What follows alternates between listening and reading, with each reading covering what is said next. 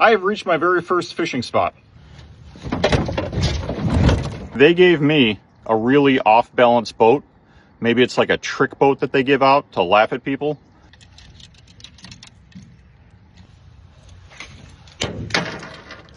Dude, I am just fucking done with this stupid bullshit today, dude.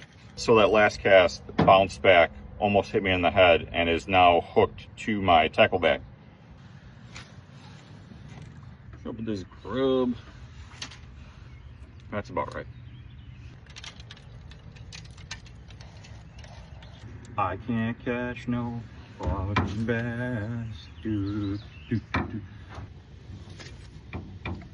That didn't go anywhere.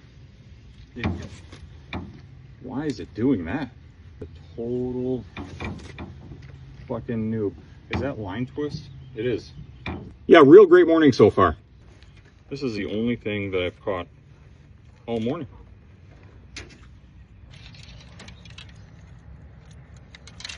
Yeah, so my first cast with my drop shot, I lost the weight, the hook, the bait, just the entire fucking rig. Look at that. Got the good weeds. It wasn't a big fish.